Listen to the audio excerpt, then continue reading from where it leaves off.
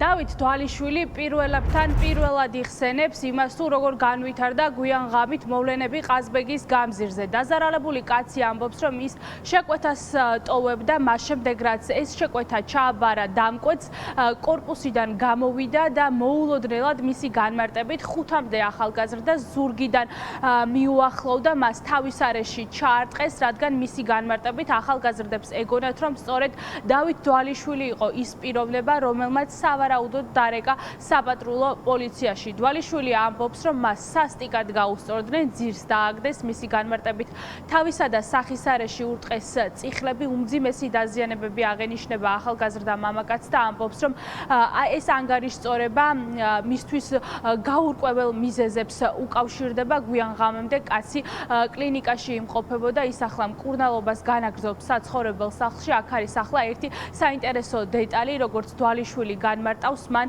საპატრულო პოლიციის თანამშრომლებს მიუთითა იმ არასრულწლოვნებზე ფოტომასალიდან ამოიცნო, ვინც მას ფიზიკურად გაუსწორდა, თუმცა როგორც ცნობილია, ამ დრომდე შინაგან საქმეთა სამინისტროს თანამშრომლებს არც ერთი არასრულწლოვანი არ დაუკავებიათ. ახლა დაზარალებული კაცი ითხოვს, მისი მთავარი მოთხოვნა არის, ასე შეიძლება ითქვას, რომ პასუხისგებაში მიეცეს ყველა ის ახალგაზრდა, რომელიც მას სასტიკად გაუსწორდა.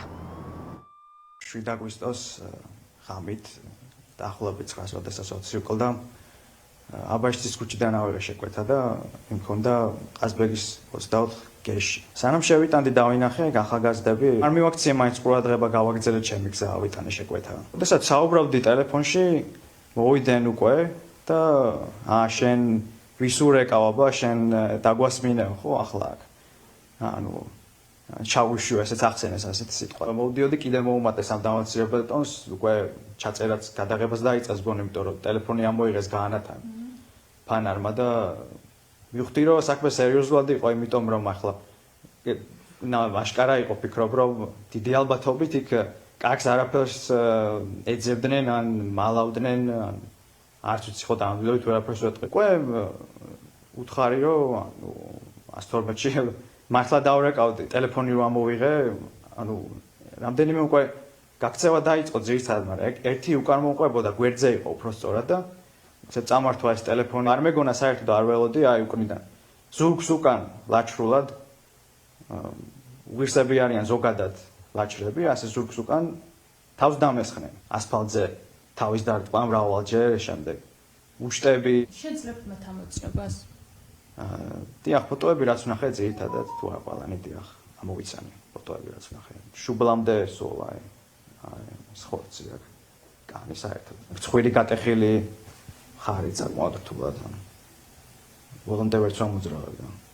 ფეხებზეც აქვს სულ სახსრები ყველაფერი. ჩემთვის თავარია მაინც სამართალმა პური ჭამოს, რომ მომავალში მსგავსი მაქსიმალურად იყოს აკვეთილი. მე მაქსიმუმს გავაკეთებ, ბოლომდე ვიბრძოლებ სამართლებრივად.